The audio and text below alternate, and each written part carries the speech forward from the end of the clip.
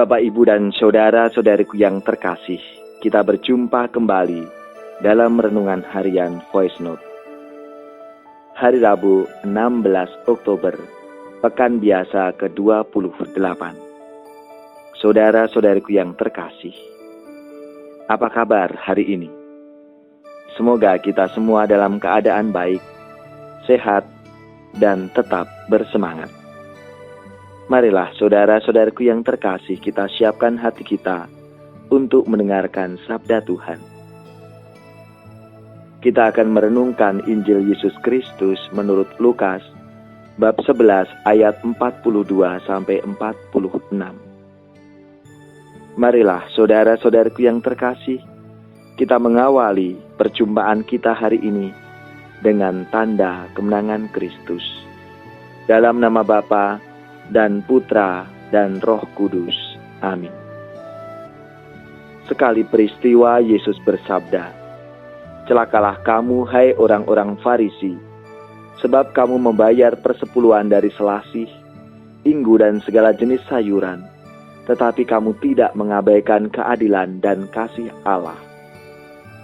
Yang satu harus dilakukan, dan yang lain jangan diabaikan.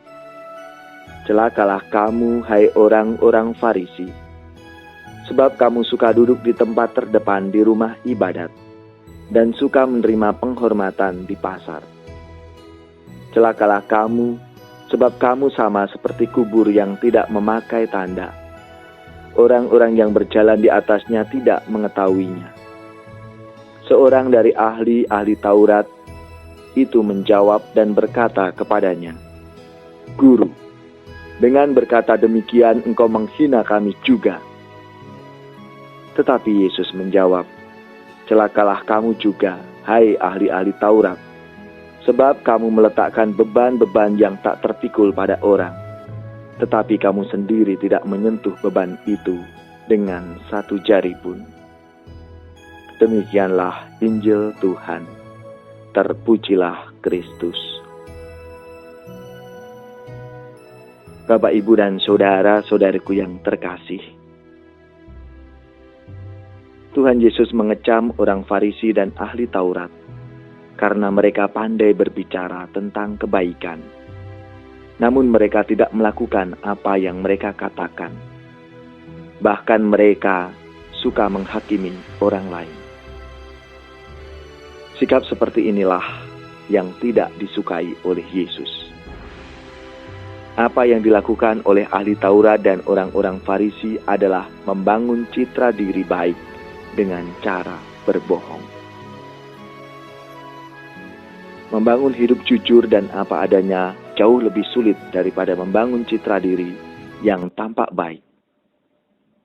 Dengan citra diri yang baik, kita mengharapkan mendapat penghormatan dan penghargaan dari masyarakat dengan kata-kata yang indah dan penuh kebijaksanaan di depan umum. Saudara-saudariku yang terkasih, sebagai murid-murid Kristus, kita tidak berhenti membangun citra diri baik melalui cara yang positif.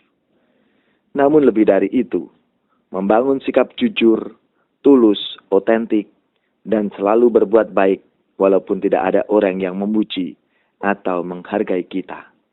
Ini jauh lebih berharga daripada memunculkan sikap munafik agar orang menilai baik diri kita. Saudara-saudariku yang terkasih, bagaimana agar kita bisa melakukan hal itu semua? Yaitu dengan melepaskan diri dari segala keinginan untuk dihormati, diakui, dan dipuji. Maka disinilah kita diajak oleh Yesus untuk mengutamakan hukum cinta kasih. Karena hukum cinta kasih melampaui segala hukum yang berlaku. Artinya cinta kasih menjadi dasar utama dari segala hukum. Jadi segala aturan meski berlandaskan cinta kasih. Orang yang memaksakan kehendak pribadi bertentangan dengan cinta kasih itu. Bahkan orang yang memperdaya orang lain sangat bertentangan dengan hidup dalam cinta kasih. Saudara-saudariku yang terkasih, apakah kita melakukan hal yang sama? Atau sebaliknya, cinta kasih lebih menjiwai hidup dan karya-karya kita. Allah Bapa yang Maha Kasih, dampingilah aku agar aku memiliki ketulusan hati, sehingga kehadiranku mampu menghadirkan belas kasih-Mu kepada sesamaku. Semoga dunia ini menjadi tempat yang adil dan penuh damai, agar semua yang mengalami damai-Mu sungguh merasakan cinta kasih-Mu. Pakailah aku ya Tuhan menjadi bahasa cinta-Mu. Andaikan aku lakukan yang luhur mulia, jika tanpa kasih cinta hampa tak berguna. Ajarilah kami bahasa cinta-Mu, agar kami dekat padamu ya Tuhanku. Ajarilah kami bahasa cinta-Mu, agar kami dekat padamu. Andaikan aku pahami bahasa semua hanyalah bahasa cinta, kunci tiap hati. Ajarilah kami bahasa cinta-Mu, agar kami dekat padamu ya Tuhanku. Ajarilah kami bahasa cinta-Mu, agar kami dekat padamu. Cinta itu lemah lembut, sabar sederhana. Cinta itu murah hati, rela menderita.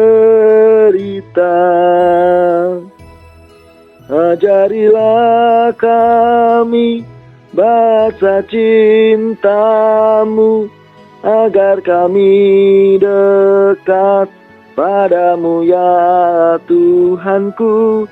Ajarilah kami bahasa cinta-Mu, agar kami dekat padamu. Saudara-saudariku yang terkasih, marilah kita siapkan hati kita untuk menerima berkat Tuhan. Semoga saudara-saudari sekalian, keluarga-keluarga kita, komunitas kita, orang-orang yang kita doakan, mereka yang sakit, yang menderita, mereka yang membenci dan memusuhi kita, seluruh tugas, belajar, pekerjaan, usaha, serta pelayanan-pelayanan kita, dibimbing, dilindungi dan diberkati oleh Allah yang Maha Kuasa, Bapa dan Putra dan Roh Kudus. Amin.